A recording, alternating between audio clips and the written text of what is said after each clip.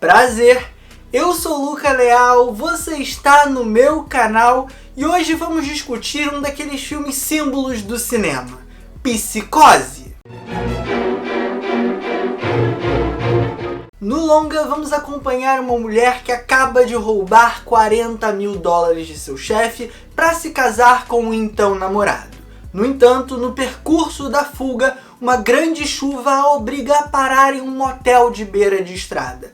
Lá ela vai conhecer o jovem e um tanto atraente Norman Bates. Psicose, filme lançado em 1960, é um dos grandes ícones da história do cinema e mais um dos grandes filmes do gênio Alfred Hitchcock, que é um dos meus diretores favoritos, se não o meu diretor favorito. Responsável também por Um Corpo que Cai, Janela Indiscreta, Frenesi, Festim Diabólico, Disque M pra Matar, Intriga Internacional e vários outros clássicos. O cara só tem filmão, é uma filmografia gigante, inclusive vários desses filmes que eu citei tem críticas já aqui no canal. E por mais que Hitchcock tenha essa penca de clássicos na sua filmografia, é meio que indiscutível que Psicose é o mais conhecido, o mais popular dele.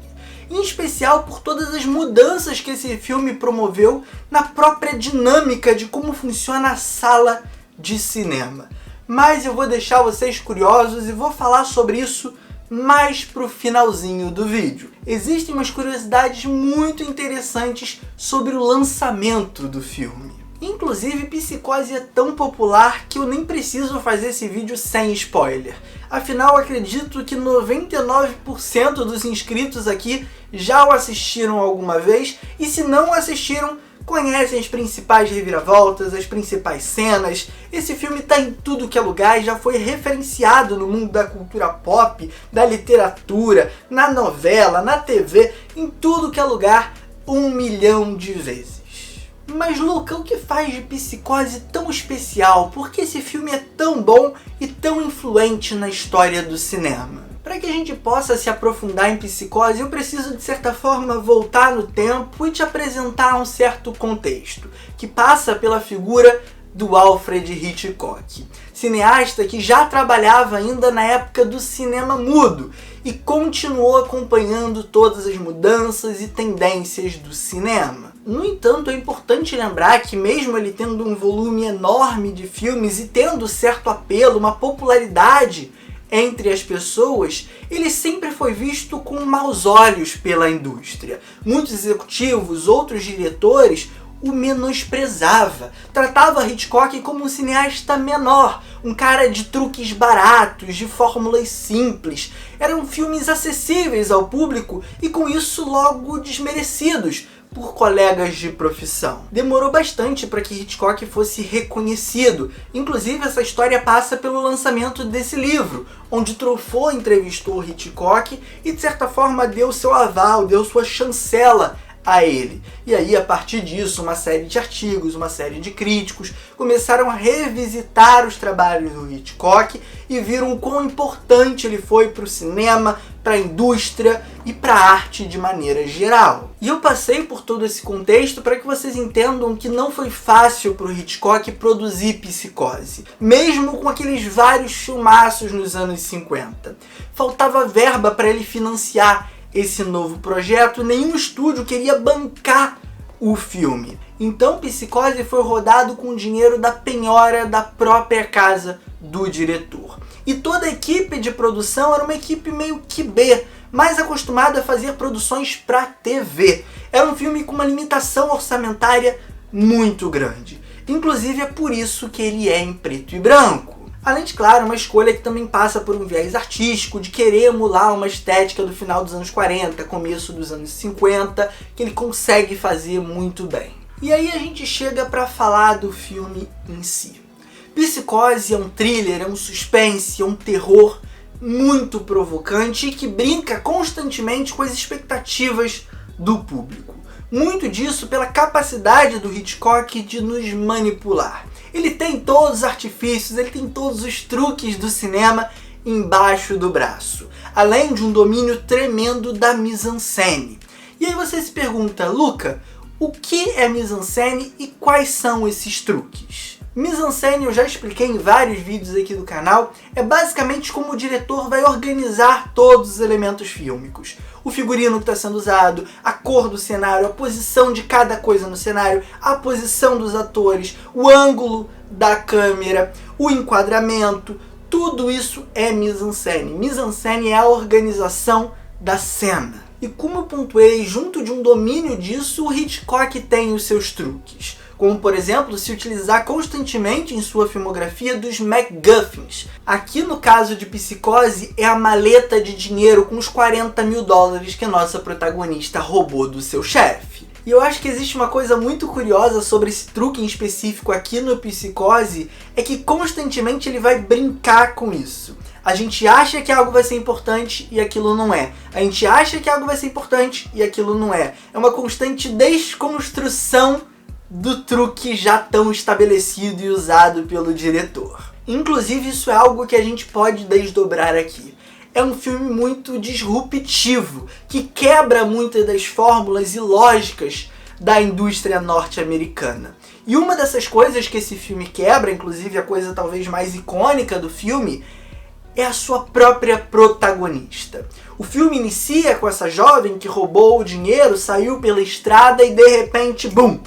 Ela morre na icônica cena do chuveiro. Cena, inclusive, muito bem construída. E a partir dali, o protagonismo muda. A gente fica dividido entre acompanhar o Norman Bates ali no motel, lidando com a situação e a investigação, e a irmã da protagonista que está querendo saber onde está a sua querida irmã e, posteriormente, onde está o dinheiro. Hoje essa quebra de expectativas de certa forma é algo manjado, é algo já até consolidado dentro da indústria. Outras franquias, outros filmes fizeram isso também e fizeram muito bem. Pânico, por exemplo, tem um caso icônico, onde em todos os pôsteres existe destaque para uma atriz e no filme ela morre na primeira cena. É até mais abrupto que Psicose. Mas retomando ao filme, da crítica em questão, existe também, para além dessa questão da protagonista, uma constante desconstrução de certos símbolos e de certos signos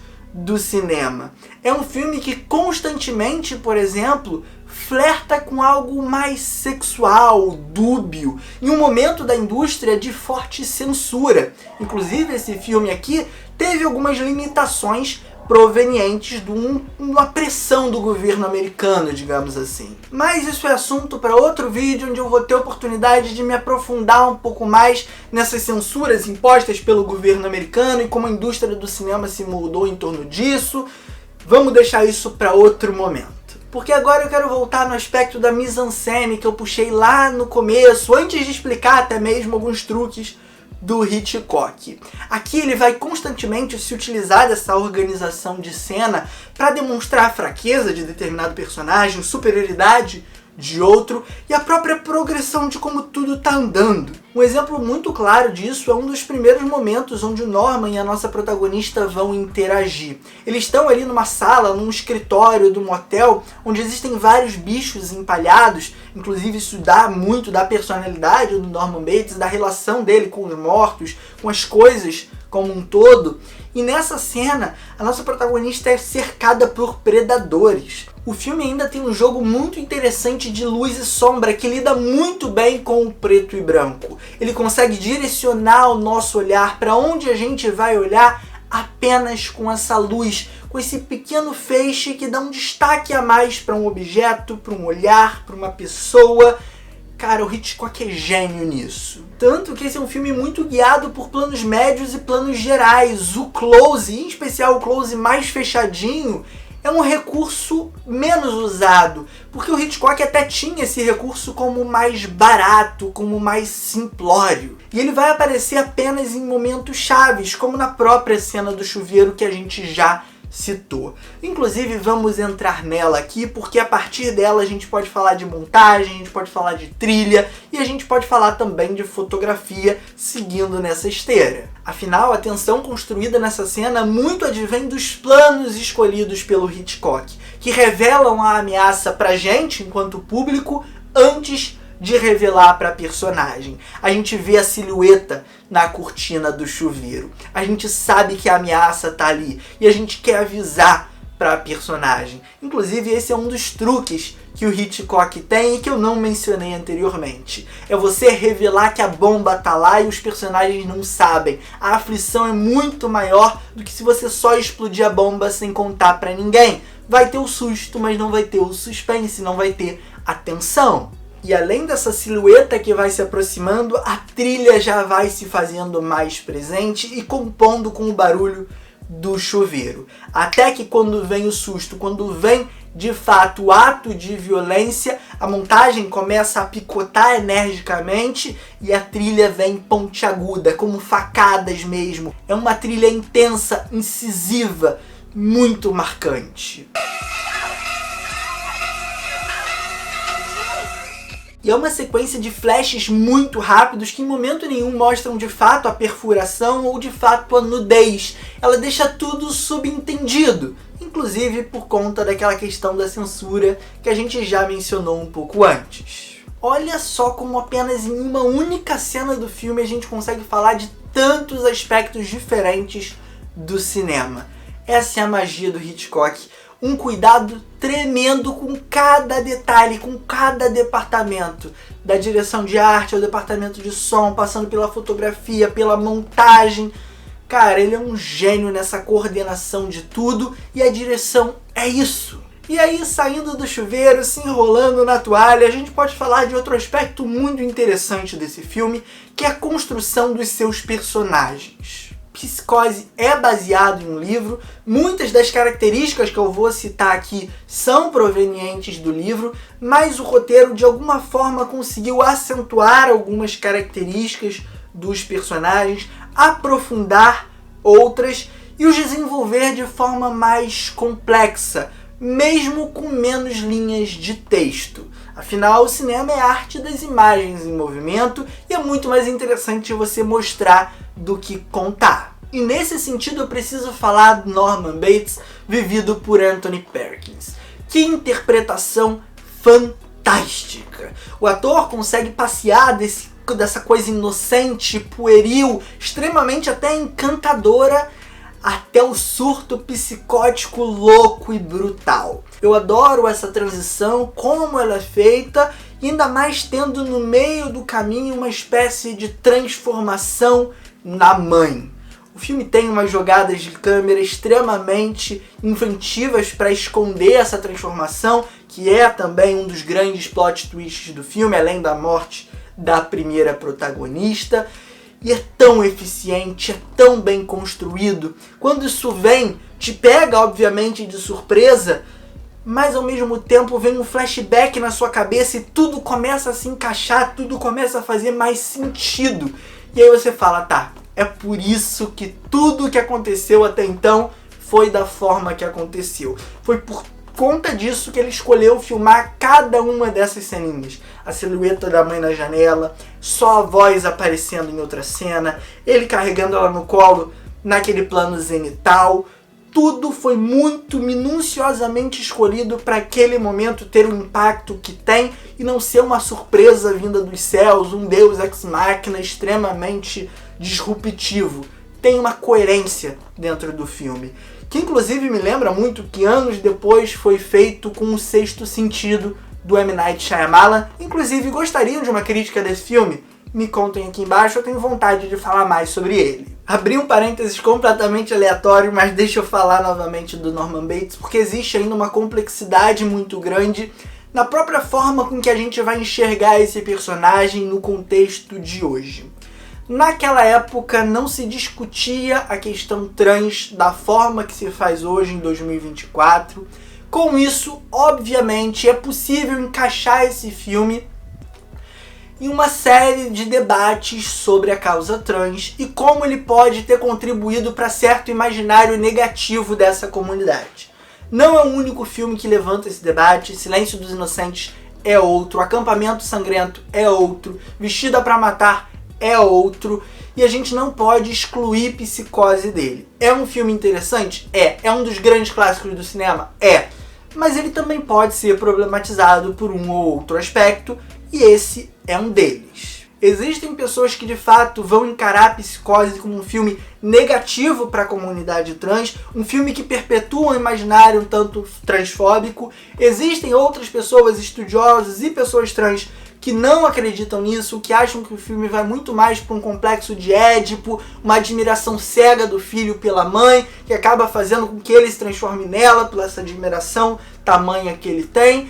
Então é um debate em aberto que vai ficar para cada pessoa que o assista. Não adianta querer vir cancelar o filme, proibir o filme. Eu não sou adepto dessa linha. Eu acho que o filme precisa ser analisado, precisa ser debatido, precisa ser conversado, e ambas as visões apresentadas, como eu fiz aqui.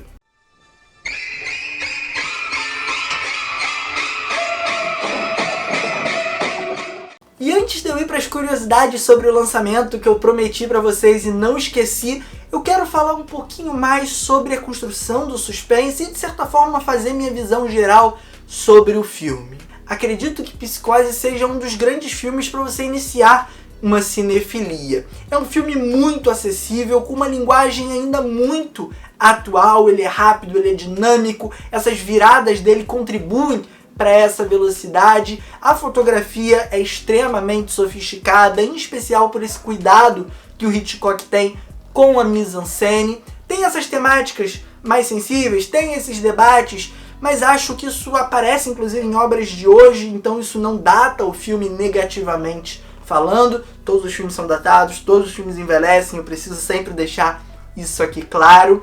E acredito também que esse filme seja muito interessante para você compreender algumas tendências que vieram a partir dele. Afinal, Psicose veio antes, por exemplo, dos giallos, aquele estilo de terror italiano, veio antes dos slashers. É um dos filmes precursores em tratar serial killers no cinema. Ou seja, Psicose teve uma importância e uma influência tão grande que meio que tudo que veio depois, em especial no terror e no suspense, mas não só nesses gêneros, volta de alguma forma em Psicose e busca alguma referência ali. Não tô falando com isso que ele é o filme fundador do cinema de terror ou coisa do tipo, inclusive tem muita coisa boa que veio antes dele. Também não tô falando que todos esses filmes e todos esses gêneros e estilos só existem por causa dele, mas existe certa influência, existe também um peso grande por conta dele. E agora sim a gente vai para as curiosidades finais sobre o lançamento de Psicose. A primeira delas é que é um filme baseado num livro, como eu já bem citei anteriormente na crítica, e antes do longa sair, Hitchcock ordenou que o estúdio, que a produtora, comprasse todos os exemplares da obra, para que as pessoas não tivessem acesso ao livro, lessem o final e dessem spoiler por aí. Já a segunda curiosidade sobre o lançamento de Hitchcock é que na época dessa estreia existiam avisos sonoros no cinema com a voz do próprio Hitchcock avisando as pessoas para não darem spoiler para o coleguinha. Inclusive existiam esses avisos antes e depois das sessões.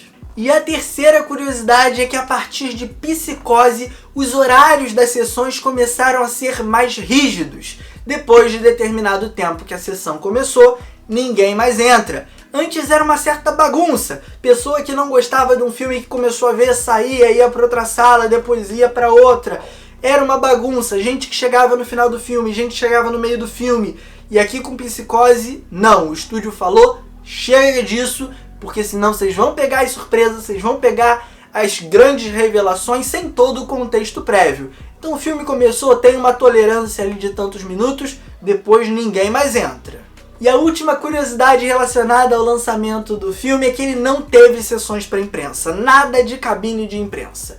O primeiro contato de pessoas com o filme foi na estreia. Isso também para evitar que jornalistas publicassem spoilers por aí. Ou seja, de certa forma, Hitchcock inaugurou essa tendência anti-spoiler de você não contar o final do filme pro seu coleguinha. Mas e aí, qual a sua relação com Psicose? Gosta do filme, não gosta, sabia dessas curiosidades? Me conta tudo aqui nos comentários. Vamos debater, vamos conversar. Aproveita, deixa o like e se inscreve no canal se for novo por aqui, ativando o sininho para receber as notificações. Compartilha com todo mundo no Twitter, no Facebook e no Instagram, onde você quiser. Um forte abraço, Um beijo, valeu, falou e fui!